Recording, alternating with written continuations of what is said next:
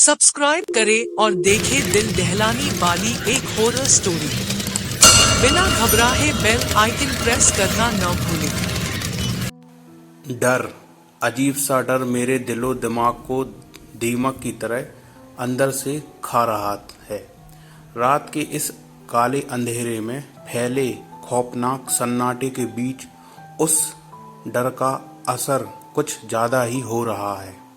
पर इस डर की एक वजह है। मैं इस बेड पर लेटा हुआ हूँ। मेरे दोस्त ने दी हुई कंबल कस के पकड़ रखी है और कंबल के भीतर से ही मेरी आंखें उसको तलाश रही हैं। पर वो अभी आया नहीं, क्योंकि अभी उसका वक्त नहीं हुआ। पर वो आएगा, उसका खौफ मेरे दिलो दिमाग पर गहराता जा रहा है। पता नहीं इस रात की सुबह कब होगी। सुबह होते ही मैं यहाँ से भाग जाऊंगा, पर अब मुझे सुबह का इंतजार करना होगा। मैं बेड पर लेटा जरूर हूँ, पर मेरी नज़रें सामने वाली उस लकड़ी के दरवाजे पर टिकी हुई है। वैसे ये कमरा काफ़ी घुटन भरा है।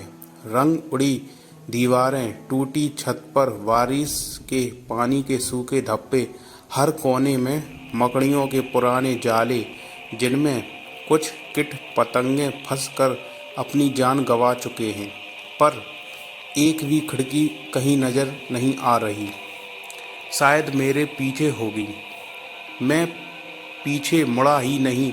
पिछले 2 घंटे से मैं बिना पलकें झपकाए सामने वाले दरवाजे को देख रहा हूँ। मेरे कमरे के अंदर इतना सन्नाटा है कि दीवारें पर टंगी उस घड़ी के कांटे की टिक टिक टिक करने वाली आवाज़ मैं बिल्कुल साफ सुन सकता हूँ।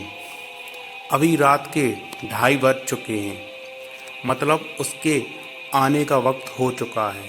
मुझे अपनी सांसें रोककर बिना हिले ऐसे ही जिंदा लाश की तरह पड़े रहना होगा, क्योंकि अगर मेरी थोड़ी सी भी हलचल उसे महसूस होती है तो वह मेरे चितड़े चितड़े करके एक खौफनाक मौत मुझे देगा। मेरे जिस्म के इतने टुकड़े करेगा कि उन्हें समेटने में भी दिन निकल जाएगा। वह बहुत ही खतरनाक है, बहुत ही भद्दा, घिनौना, गंदा, बदबूदार है। वैसे खून पीने वाला विशाच खूबसूरत या खुशबूदार तो होगा नहीं। मैं सांसें भी इस तरह से ले रहा हूँ कि उनकी भी आवाज़ उसे सुनाई दे। मुझे अपने आप पर काबू रखना होगा, क्योंकि अगर मैं हद से ज़्यादा डर गया तो मेरे दिल की तेज़ धड़कनें उसे सुनाई देगी या उसे भी महसूस होगी। और अगर एक बार उसे इस कमरे में मेरी मौजूदगी का एहसास हो गया तो मुझे नहीं छोड़ेगा। फिर सब कुछ खत्म हो जाएगा। जोर जोर से धड़कने वाले दिल को सीना फाड़कर बाहर निकाल देगा। यह मेरी ज़िंदगी का आखिरी पंगा है। अगर मैं यहाँ बच गया तो कसम से दोबारा किसी से भी शर्त नहीं लगाऊंगा, ना ऐसे किसी चीज़ से पंगा लूँगा। सिर्फ यहाँ से जिंदा निकल जाऊँ। मेरी आंखें ही दरवाजे पर टिकी हैं, पर सब कुछ याद आ रहा है। मैं यहाँ कैसे पहुँचा, सब कुछ दिन पहले।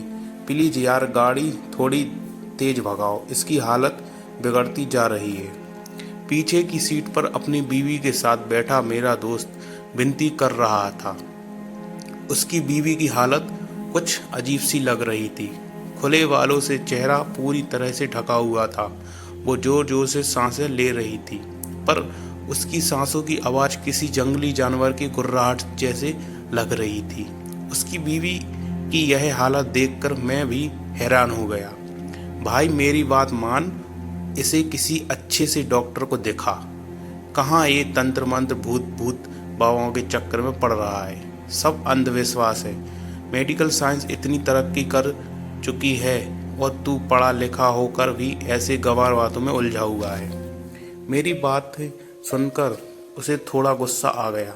तुझे क्या लगता है मैंने किसी डॉक्टर को नहीं दिखाया? तू मुझे पिछले 8-10 महीनों से जानता है, पर मैं इसका इलाज पिछले 10 सालों से कर रहा हूँ। शहर के अच्छे से अच्छे डॉक्टर को दिखाया, बड़े से बड़े साइकियाट्रिस्ट और स्पेशलिस्ट से इसका इलाज किया, पर इसकी हालत दिनों दिन बिगड़ती जा रही है। मैं अपनी बीवी से बहुत प्यार करता हूँ और उसे बचाने के लिए मुझे किसी के भी हाथ पर जोड़ने पड़े, भीख मांगने पड़े, मैं करूँगा। उसकी बात सुनकर मैं बिना कुछ बोले गाड़ी चलाने लगा। सामने लगी कांच से मैंने पीछे बैठी मेरे दोस्त की बीवी को देखा। वो सचमुच पागल लग रही थी। कुछ ही देर में हम उस जगह पहुंचे जहां उसका तंत्र मंत्र के जरिए इलाज होने वाला था। एक छोटा सा मंदिर था जहां लोगों की आवाज आई शुरू थी। मेरा दोस्त अपनी बीवी को सहारा देते हुए उस मंदिर के अंदर चलने लगा। मैं मंदिर के एक कोने में खड़ा चुपचाप सब कुछ देख रहा था। एक बूढ़ा आदमी जिसने काले वस्त्र पहने थे वह आगे आया। उसने मेरे दोस्त की तरफ देखकर कुछ कहा। मेरे दोस्त ने अपनी पत्नी को मंदिर के बीच एक गोल सर्कल में बैठा दिया। वह भी चुपचाप बैठी थी। उसका चेहरा अभी भी नजर नहीं आ रहा था। नीचे गर्दन झुकाए हुए सिर्फ किसी हाँफते हुए इंसान की तरह बैठी थी। उसने कुछ देर मेरे दोस्त की बीवी की तरफ देखा।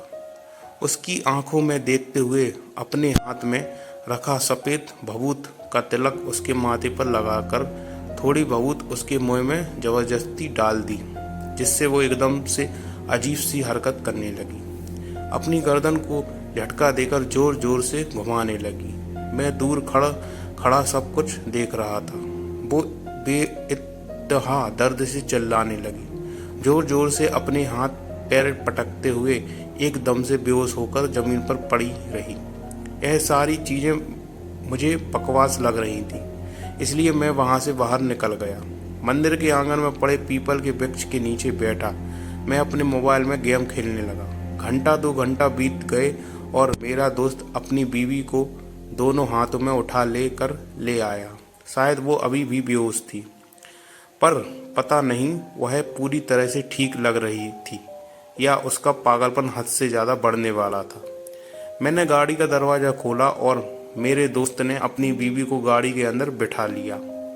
तभी पीछे से वो काले वस्त्र पहने बुजुर्ग इंसान मेरे दोस्त की तरफ देखते हुए बोला, तुम्हारी पत्नी उस बुरी आत्मा के चंगुल से कुछ वक्त के लिए मुक्त हो चुकी है, फिर भी तुम्हें आने वाले चंद्र ग्रहण तक उसका ध्यान रखना होगा, क्योंकि अगर कोई बुरी आत्मा एक बार किसी शरीर को जकड़ लेती है तो वह दोबारा उस शरीर को अपना घर बनाने की पूरी कोशिश करती है। इसलिए आइंदा तुम्हें अपनी बीवी का खास ध्यान रखना होगा, खासकर अमावस्या और पूनम के दिन।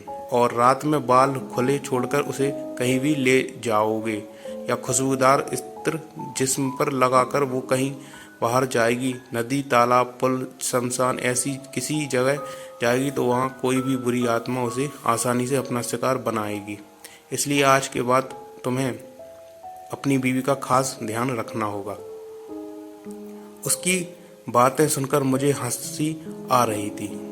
उसकी तरफ बिना देखे मैं गाड़ी में बैठते हुए बोला, सब बकवास है, दुनिया कहाँ पहुँच गई है और ये अभी भी भूत प्रेत के चक्कर में उलझे हुए हैं। बेटा, अगर तुम नास्तिक हो तो तुम इन सब बातों का मजाक उड़ा सकते हो, पर अगर तुम किसी भी ईश्वर, अल्लाह, इस्लाम से यानी अच्छी शक्ति पर यकीन करते हो तो तुम यह भी जान लेना कि होगा बुरी शक्ति भी मौजूद है।